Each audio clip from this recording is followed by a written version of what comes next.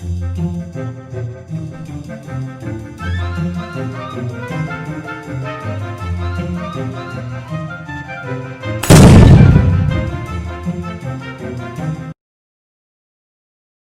Students, आज हम शुरू कर रहे हैं बिज़नेस स्टडीज़ का नेक्स्ट सेशन, जिसमें हम करेंगे बिज़नेस एज प्रोफेशन। हमने इससे पहले कवर किया था जो टॉपिक पिछला थर्ड सेशन, उसमें हमने किया था कि बिज़नेस की मैनेजमेंट की हम नेचर आइडेंटिफाई कर रहे थे, इज़ इट आर्ट और साइंस। अगर आपको याद है तो आपको समझ में आया होगा कि मैनेजमेंट जो है उसमें आर्ट की तीनों फीचर्स हमें मिली थी। कि आर्ट की तीनों फीचर काउंट करिए मेरे साथ। आर्ट की कौन कौन सी फीचर थी? थियोरेटिकल बॉडी ऑफ नॉलेज एक, दूसरी थी पर्सनलाइज्ड एप्लीकेशन, वो फीचर भी थी, और थी based on creativity and practice. ये तीनों ही फीचर मैनेजमेंट में हैं आर्ट की, इसीलिए मैनेजमेंट पूरी आर्ट है। उसके बाद हमने किया था मैनेजमेंट एज अ साइंस, कि मैनेजमेंट साइंस है या नहीं है। तो मैनेजमेंट एज साइंस का कंक्लूजन तो यही निकला था कि इट इज़ अ सॉफ्ट और social science, because it is all about human behavior which is not as static as material thing. That's why it is a soft or social science. It do have all the features, but not in same manner as physics or chemistry. So our features was systemized body of knowledge. Systematic body of knowledge वाली feature जो है वो आपकी management में पूरी तरीके से है, जो साइंस की फीचर है। तो यहाँ पर ये साइंस होती है। दूसरी चीज़ हमने करी कि based on observation and experimentation, management के प्रिंसिपल भी हमने ऑब्जर्वेशन और एक्सपेरिमेंटेशन के बेस पर बनाए हैं। पर दिक्कत कहाँ है कि जहाँ पर साइंस के प्रिंसिपल हमेशा एक जैसा रिजल्ट देते हैं, मैनेजमेंट के प्रिंसिपल थोड़ा सा रिजल्ट जो है वेरी कर सकते हैं सिचुएशन सर्कमस्टांसिस के अकॉर्डिंगली। तीसरी चीज़ थी यूनिवर्सल वैलिडिटी। वैलिडिटी यूनिवर्सल है या नहीं है, कि हर जगह एक तरीके से अप्लाई हो रहे कि नहीं। मैनेजमेंट के प्रिंसिपल भी छोटे बड़े organisation, profit non profit organisations में अप्लाई होते हैं, लेकिन अगेन वही है, रिजल्ट वेरी कर सकते हैं। तो इसलिए management is a social science. अब नेक्स्ट हम या सॉफ्ट साइंस आज हम कर रहे हैं। नेक्स्ट जो सेशन हम शुरू कर रहे हैं, आज हम प्रूव करते हैं कि मेनली जो है हमारा वो हमारा फोर्थ सेशन, इसमें हम आज जो शुरू कर रहे हैं वो हम नेक्स्ट शुरू कर रहे हैं मैनेजमेंट प्रोफेशन है या नहीं है। ठीक है, सो आज हमारा टॉपिक रहेगा मैनेजमेंट एज प्रोफेशन। ये एक अलग स्ट्रीम है। कुछ लोग मानते हैं कि मैनेजमेंट भी एक प्रोफेशन है और कुछ लोग नहीं मानते हैं। आज हम प्रिसाइजली देखते हैं कि किस तरीके से ये प्रोफेशन है या नहीं। पहली चीज़ ये समझिए कि प्रोफेशन हम कहते किसको हैं। प्रोफेशन को जब हम डिफाइन करते हैं तो profession is a specialised, it is a specialised occupation. So first we need to learn that every occupation is not profession if it is not of specialized nature. Specialized means what? Driver हो गया, teaching हो गया, माली हो गया, ये सब भी occupation तो हैं, पर क्या ये स्पेशलाइज्ड ऑक्यूपेशन है? तो इसका जवाब है नहीं। उसकी रीज़न हम करते हैं स्पेशलाइज्ड ऑक्यूपेशन में हम मानते हैं CA, lawyer, doctors. So it is a specialized occupation based on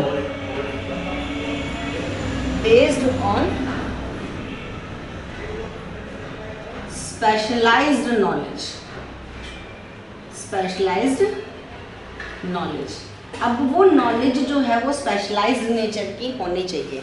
आप अगर किसी को हेडेक की कोई प्रिस्क्राइब कर रहे हो टैबलेट, कि आप ये टैबलेट ले लीजिए, हो सकता है आपको पता हो और वो ठीक भी हो जाए, लेकिन क्या ये आपकी नॉलेज किसी स्पेशलिटी पर भी नहीं, ये आपकी जीके का पार्ट होगी, general knowledge, you came across those thing, और आपका वो लर्निंग एक्सपीरियंस से आपने बताया। आपने कोई स्पेसिफिक स्टडी नहीं करी कि उसमें कौन सा सॉल्ट था या मेडिसिन, ये जो मेडिसिन है ये किस तरीके से काम करती है, नहीं। लेकिन एक डॉक्टर जब वो मेडिसिन प्रिस्क्राइब कर रहा है तो वहाँ पर वो अपनी स्पेशलाइज्ड जो ऑक्यूपेशन है वो स्पेशलाइज्ड नॉलेज के बेस पर कर पा रहा है। So it is a specialised occupation based on specialised knowledge. Specialised knowledge पर बेस्ड है, विच इज एक्वायर्ड थ्रू, वो स्पेशलाइज्ड नॉलेज किस तरीके से एक्वायर्ड होनी चाहिए, विच इज एक्वायर्ड थ्रू, ऐसा नहीं है कि आप लॉ की कुछ बुक्स घर पे बैठ के पढ़ लीजिए और आप लॉ के बारे में सब कुछ जान भी जाओ तभी भी आप अपनी लॉयर के तरीके से सर्विसेज दे पाओगे नहीं। जब तक आपके पास फॉर्मल डिग्री है आप उस ऑक्यूपेशन में नहीं हो सकते। यही चीज़ ऑक्यूपेशन को अलग बनाती है। स्पेशलाइज्ड ऑक्यूपेशन है, स्पेशलाइज्ड नॉलेज है and which is acquired through formal education and training. Formal education and training, तो ये हमारी चीज़ें आती हैं प्रोफेशन के अंदर कि स्पेशलाइज्ड ऑक्यूपेशन होना चाहिए, स्पेशलाइज्ड नॉलेज पर बेस होना चाहिए और वो स्पेशलाइज्ड नॉलेज भी ऐसा नहीं है कि आपने कैसे भी ले ली, उसका भी एक प्रॉपर पैटर्न बताया गया है कि आपने वो एजुकेशन फॉर्मल तरीके से ली है, आपने मेंबरशिप ली है जो भी कंसर्न्ड रिप्रेजेंटेटिव एसोसिएशन है, उसके बाद उस कोर्स को कंटिन्यू किया है, एग्ज़ाम पास किए हैं, तब आपकी डिग्री जो है आई है। तो वो स्पेशलाइज्ड नॉलेज जो है एक्वायर, तो आपको याद करना है क्या स्पेशलाइज्ड ऑक्यूपेशन, ये किस पर बेस है, स्पेशलाइज्ड नॉलेज पर। और वो स्पेशलाइज्ड नॉलेज कैसे अटेन करनी है, एक्वायर करनी है, through formal education and training. तो तीन चीज़ें हमारी यहाँ पर हो जाती हैं। तो it is a specialised form of knowledge, ठीक है, उसके बेसिस पर आपने स्पेशलाइज्ड ऑक्यूपेशन किया and there must be a formal way of learning, कि फॉर्मल आपने तरीके से मेंबरशिप ली है तभी हम काम कर सकते हैं। ये तो हो गई हमारी प्रोफेशन के अंदर कि प्रोफेशन की डेफिनेशन क्या। अब हम देखते हैं कि मैनेजमेंट प्रोफेशन है या नहीं। यहाँ पर पहली जो हमारी चीज़ है वो है स्पेशलाइज्ड बॉडी ऑफ नॉलेज, कि हमारी एक पूरी तरीके से इसके अंदर एक systematic specialised body of knowledge होती है। तो ये फीचर तो हमारी मैनेजमेंट में भी रहेगी, सिस्टमाइज्ड बॉडी ऑफ नॉलेज। तो सिस्टमाइज्ड बॉडी ऑफ नॉलेज वाली फीचर जो है ये हमारी मैनेजमेंट के अंदर भी रहेगी। सिस्टमेटिक अगर हम इसको कहें, सिस्टमेटिक बॉडी ऑफ नॉलेज, कि हमारी जो है ये सिस्टमाइज्ड बॉडी रहेगी नॉलेज की। मैनेजमेंट में भी एक सिस्टम ऑफ नॉलेज जो है हम उसको पढ़ रहे होते हैं, वहाँ पर हम देख रहे होते हैं कि क्या क्या चीज़ें हमारी प्रोफेशन में, जिस तरीके से हम एक पूरा कोर्स पढ़ते हैं, नॉलेज लेते हैं उस चीज़ के बारे में, इसी तरीके से मैनेजमेंट के अंदर भी एक प्रॉपर सिस्टम ऑफ नॉलेज होता है जिसके गो थ्रू हम करते हैं, तब हमें वो चीज़ें सीखने के लिए मिलती हैं। तो सिस्टमाइज्ड बॉडी ऑफ नॉलेज जो है वो हमारी पहली चीज़ है। दूसरी चीज़ है बहुत इम्पॉर्टेंट, जो बताती है कि why management is not a profession like lawyer, doctor और सीए। ये अगर 1 मार्क्स में क्वेश्चन आता है कि how can you say that management is not is equal to lawyer, management lawyer के बराबर क्यों नहीं आती है, तो कौन सी फीचर्स इसके अंदर आई। ये सबसे इंपॉर्टेंट फीचर है, एक है रिस्ट्रिक्टेड एंट्री, रिस्ट्रिक्टेड एंट्री, और all other profession do have restricted entry if you have not attained formal education training and have certified yourself with representative association, then you are restricted, ठीक है, to practice that profession। तो आप वो profession नहीं practice कर सकते क्योंकि आपकी formal education, training, membership, certification ये सब नहीं हुआ है।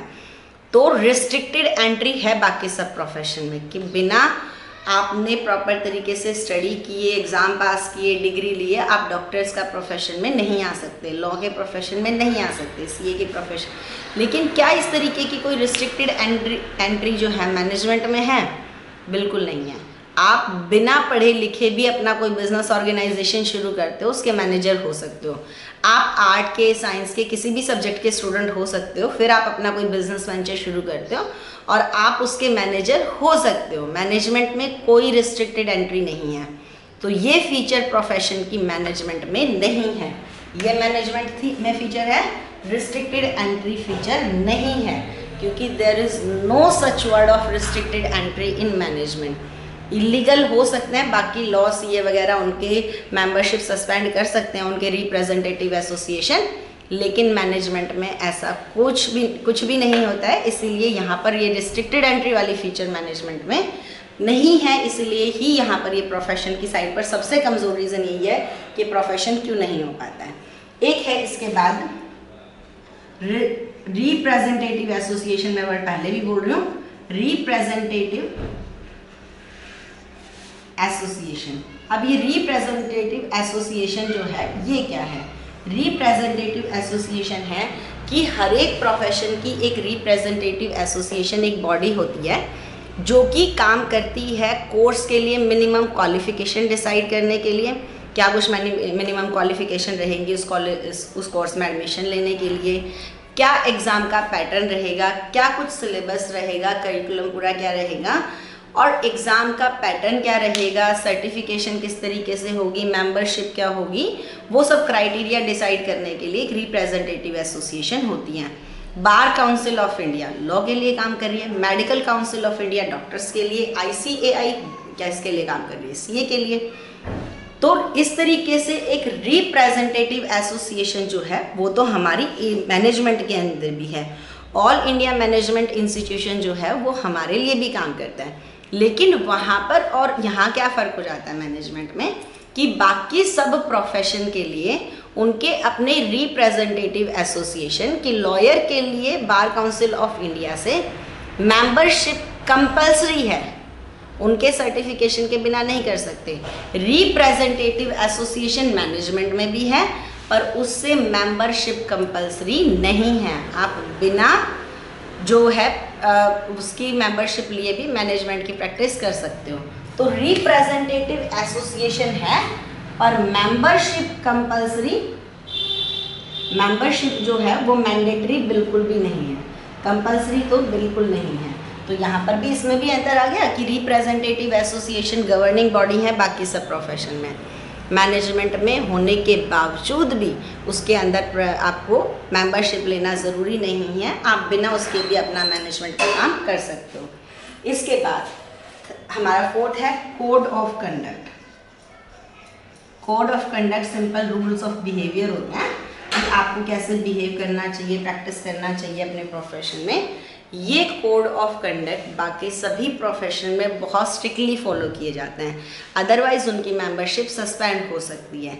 कि आपको किस तरीके की सर्जरी करनी है उससे पहले पेशेंट की परमिशन लेना ज़रूरी है, कुछ कोड ऑफ कंडक्ट नॉर्मल होते हैं।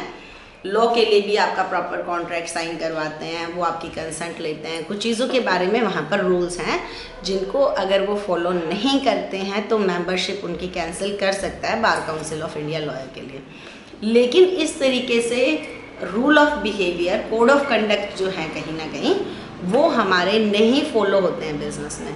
बिजनेस में कोई कोड ऑफ कंडक्ट इस तरीके से नहीं है सबके लिए कि जो इसको वो माने ही माने, नहीं तो उनकी मेंबरशिप कैंसिल हो जाएगी। तो कोड ऑफ कंडक्ट जो कोई एसोसिएशन तो करते हैं, हमारी ऑल इंडिया मैनेजमेंट एसोसिएशन भी करती है, लेकिन उनको ना फॉलो कर कर भी आपकी मेंबरशिप पर तो सवाल नहीं आता। उसके बाद आता है सर्विस मोटिव, लास्ट हो जाता है ये सर्विस मोटिव। सर्विस मोटिव बाकी सब प्रोफेशन को, देखिए प्रोफेशनल्स को थोड़ा नहीं, सबसे ज़्यादा जितनी भी हमारी इकोनॉमिक एक्टिविटी हैं, बिजनेस, प्रोफेशन, एम्प्लॉयमेंट, सबसे ज़्यादा रिस्पेक्टेबल अगर कोई हम अगर कहें, अब पहले जितना चाहे ना भी रहा हो लेकिन फिर भी सबसे ज़्यादा रिस्पेक्टेबल जो इकोनॉमिक एक्टिविटी है वो प्रोफेशन ही मानी गई है, क्योंकि प्रोफेशन जो है वो सर्विस मोटिव ओरिएंटेड है। वहाँ पर हम अपना जो मेन टारगेट रखते हैं वो सर्विसेज पर रखते हैं। सर्विसेज मतलब आपकी डॉक्टर को अपनी फ़ीस लेने से ज़्यादा किसी की जान बचाने को प्रायोरिटी देनी है। इसी तरीके से लॉयर जस्टिस के लिए काम करता है, सीए के लिए करें तो true and fair financial performance and position जो है उसको डिस्क्लोज़ करना रहता है। तो उनके लिए उनका काम जो है वहाँ पर सर्विस मोटिव सबसे आगे रखते हैं। लेकिन बाकी सब में क्या रखते हैं, प्रॉफिट हम आगे रख रहे होते हैं, अपनी अर्निंग आगे रख रहे होते हैं। मैनेजमेंट में भी कुछ लोग कहते हैं कि सर्विस मोटिव होता है, हम भी सोशल ऑब्जेक्टिव फॉलो करते हैं, लेकिन हमारे इकोनॉमिक ऑब्जेक्टिव हमेशा आगे रहेंगे। हम सबको सोशल ऑब्जेक्टिव को फॉलो कर ही रहे हैं। ये फीचर्स भी बहुत सब लोग नहीं मानते हैं कि प्रोफेशन में वाली जो है मैनेजमेंट में है, तो यहाँ पर भी कुछ डिफरेंसेस आ जाते हैं। तो ये वाली फीचर्स जो है ये भी पूरी तरीके से नहीं हुई और ये भी पूरी तरीके से नहीं। अगर हम कहीं देखें तो systematic body of knowledge feature पूरी तरीके से अप्लाई होती है। रिप्रेजेंटेटिव एसोसिएशन है पर मेंबरशिप कंपल्सरी नहीं है। कोड ऑफ कंडक्ट बनाए जाते हैं पर फॉलो करने की अगेन कंपल्शन नहीं है, क्योंकि मेंबरशिप कोई पहले ही ऐसी चीज़ नहीं है जिसका होना ज़रूरी है। सर्विस मोटिव भी बहुत मैनेजर नहीं मानते कि पहला मोटिव सर्विस होता है बाकी सब प्रोफेशंस की तरीके से। तो ये आज का हमारा टॉपिक पूरा हो रहा है। एक बार जल्दी से देख लेते हैं नेचर ऑफ मैनेजमेंट हमने क्या क्या किया। नेचर ऑफ मैनेजमेंट देखिए, एक बार जल्दी से रिवाइज करते हैं हमने जितना भी किया। हमने किया मैनेजमेंट की डेफिनेशन क्या है, इफेक्टिवनेस एफिशिएंसी क्या है, उसके बाद हमने पढ़ा मैनेजमेंट की फीचर्स के बारे में पढ़ा। इसको सारा रिवाइंड करते जाइए, बहुत जल्दी जल्दी याद होगा। 7 हमने फीचर्स पढ़ी थी, फिर हमने उसके बाद पढ़ा कि मैनेजमेंट जो है उसके ऑब्जेक्टिव क्या है। 3 हमने ऑब्जेक्टिव पढ़े थे, सोशल हो गया, इकोनॉमिक, ऑर्गेनाइजेशनल और पर्सनल। उसके बाद हमने इंपॉर्टेंस पढ़ी थी। 3 इंपॉर्टेंस तो हमने ऑब्जेक्टिव से ही निकाली थी। क्रिएट्स डायनामिक और इंक्रीजेज एफिशिएंसी 2 अलग से पढ़ी थी, ठीक है। उसके बाद हमने जो किया शुरू topic nature of management. Nature में हमने 3 एस्पेक्ट पर काम किया। आज एक बार जल्दी से रिवाइज कर लेते हैं क्योंकि आज का टॉपिक थोड़ा सा छोटा था। एक बार नेचर ऑफ मैनेजमेंट जो है हम बहुत अच्छी तरीके से कर लेते हैं। काफ़ी सारी केस स्टडीज आपकी आती हैं जिसमें आपको आइडेंटिफाई करना होता है कि कौन सी मैनेजमेंट की किस नेचर को ये स्टेटमेंट इंडिकेट कर रही है। तो एक बार जल्दी से देख लेते हैं। मैनेजमेंट एज आर्ट,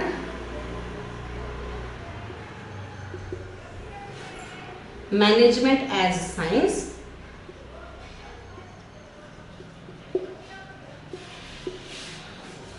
और मैनेजमेंट एज प्रोफेशन।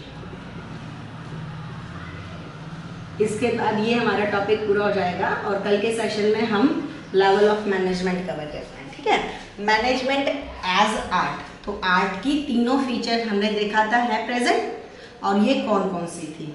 सबसे पहले theoretical body of knowledge, body of knowledge, ये फीचर तो एक तरीके से काफ़ी कुछ कॉमन ही है। यहाँ पर आया था सिस्टेमैटिक बॉडी ऑफ नॉलेज, और ये यहाँ पर भी आ गया सिस्टेमाइज्ड बॉडी ऑफ नॉलेज।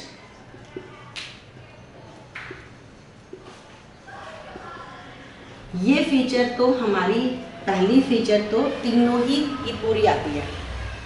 सेकंड इसके अंदर आया था पर्सनलाइज्ड एप्लीकेशन, कि your personality is going to reflect your performance. Personalised application, ये फीचर पूरी तरीके से अप्लाई होती है। तीसरी चीज थी based on creativity and practice, ठीक है। तो आप एक आर्टिस्ट को इसको याद कैसे करना, एक आर्टिस्ट रिज्यूम करिए जो बुक पढ़ रहा है। डांसर है, वो अपना डांस परफॉर्मेंस तैयार करने से पहले बुक पढ़ रहा है, बुक से याद करिए थ्योरी पढ़ रहा है, थ्योरी। दूसरी चीज़ हम पढ़ेंगे, फिर वो उसने थ्योरी पढ़ी, डांस की बुक पढ़ी, ये सिर्फ याद कराने के लिए मैं बोल रही हूँ। फिर उसने अपना डांस किया और उसको उस टाइम बहुत गुस्सा आ रहा था, तो उसने डांस में भी उसका एग्रेशन दिखाई दिया, पर्सनलाइज्ड एप्लीकेशन। थर्ड है जैसे जैसे वो डांस की प्रैक्टिस करता जा रहा है वो बेटर डांसर होता जा रहा है। तीनों चीज़ें हो गई, theoretical body of knowledge, book, फिर उसने डांस किया, पर्सनलाइज्ड एप्लीकेशन। उसकी पर्सनालिटी में बहुत गुस्सा था, वो उसके डांस में दिखाई दिया। तीसरी चीज़ है वो डांसर बेटर होता जा रहा है पहले से, बेस्ड ऑन क्रेडिट। तो ये तीनों ही इसके अंदर आती है। तो मैनेजमेंट पूरी तरीके से आर्ट है। उसके बाद है मैनेजमेंट एज साइंस। पहली सिस्टमाइज्ड बॉडी ऑफ नॉलेज है, दूसरी हमने कहा बेस्ड ऑन, ये किस पर बेस्ड थी, ठीक है, क्रिएटिविटी एंड प्रैक्टिस। ये है बेस्ड ऑन, ठीक है, ऑब्जर्वेशन एंड एक्सपेरिमेंटेशन। अब हम एक साइंटिस्ट एज्यूम कर लेते हैं, वो क्या कर रहे हैं, उसको भी बहुत नॉलेज है, पहली चीज़। दूसरी चीज़ है उसकी नॉलेज बड़ी सिस्टमेटिक है, सारी अरेंज करी हुई है। दूसरी चीज़ है उसकी जितनी भी नॉलेज है वो कोई थ्योरी पर नहीं, उसने प्रॉपरली साइंस के साथ आप एक लैब एज्यूम करिए, वो एक पूरी तरीके से उसकी नॉलेज ऑब्जर्वेशन और एक्सपेरिमेंट के ऊपर बेस्ड है। बार बार एक्सपेरिमेंट कर रहा है, ऑब्जर्व कर रहा है, तब वो चीज़ों को कर रहा है। और यहाँ पर है यूनिवर्सल वैलिडिटी, यूनिवर्सल वैलिडिटी। अब सबसे ज़्यादा हमारे देश से बाहर के देशों में जाते हैं साइंटिस्ट जाते हैं, क्योंकि साइंस हर देश की वही है ना।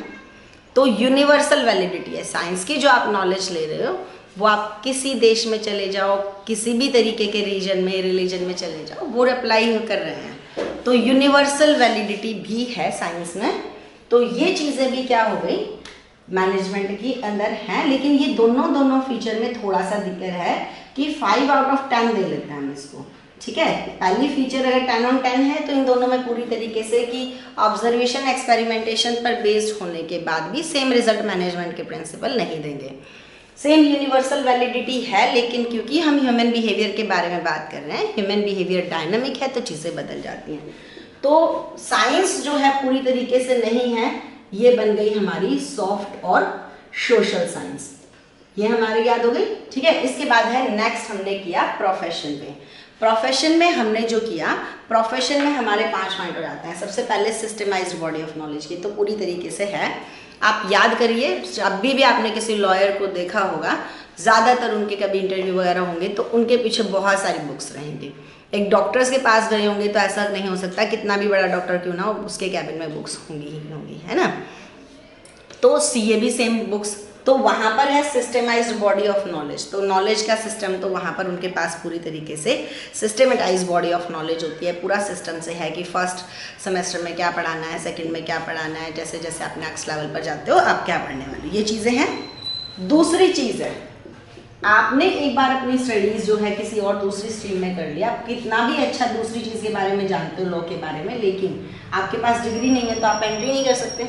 तो एक याद लगा लीजिए कि प्रोफेशन के अंदर एक तरीके से आपको दरवाजे पर रोक दिया जाता है, बस एक याद करने के लिए। उस रोकने से आपको याद आना चाहिए। तो आपको याद एज्यूम करना है, आप किसी लॉयर को ले लीजिए, एक याद करिए पहली फीचर के लिए सिस्टमाइज्ड बॉडी ऑफ नॉलेज, वो पढ़ रहा है सारे दिन, उसकी बुक्स हैं। दूसरी चीज़ याद करिए कि आप ऐसे ही नहीं उनके कैबिन में एंटर कर सकते, नॉर्मली प्रॉपरली उसका आपका अपॉइंटमेंट लेनी है, वहाँ पर से आपको याद करना है रिस्ट्रिक्टेड एंट्री। ये सिर्फ मैं याद कराने के लिए ये बढ़ा रही हूँ, समझा चुके हैं हम टॉपिक। अब याद भी करना ज़रूरी है। मैं बार बार कहूँगी कि चीज़ें समझना भी ज़रूरी है, और उसको याद नहीं करेंगे तो वह हमारे काम की नहीं।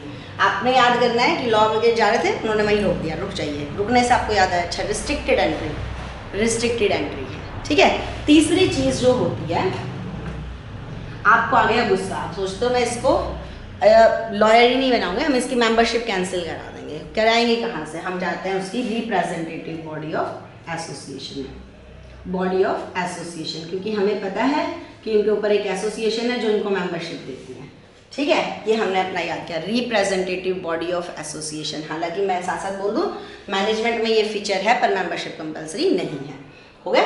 उसके बाद जो चीज़ें हो गई वो है कोड ऑफ कंडक्ट। वहाँ पर गए तो उन्होंने बताया कि उन्होंने आपके साथ कुछ भी गलत नहीं किया है, आपने परमिशन नहीं ली थी, अपॉइंटमेंट नहीं ली थी, तो सही है। वो कोड ऑफ कंडक्ट है कि उनके रूल ऑफ बिहेवियर में भी ये आता है। तो कोड ऑफ कंडक्ट हो गया। लास्ट आप कहते हो कि हम इतना रिस्पेक्ट खुद ही क्यों देख रहे हैं, सिंपल सा है ये तो सर्विस मोटिव, क्योंकि ये सर्विस मोटिव है। ये हमारे आज का टॉपिक पूरा हो गया, नेचर ऑफ मैनेजमेंट। होपफुली आपको समझ में आया होगा। अगर किसी भी तरीके की कोई प्रॉब्लम है तो वो ज़रूर बताइए, आपके फीडबैक से सामने वाले भी इनकरेज होते हैं। So keep learning, keep growing and stay safe. Thank you so very much.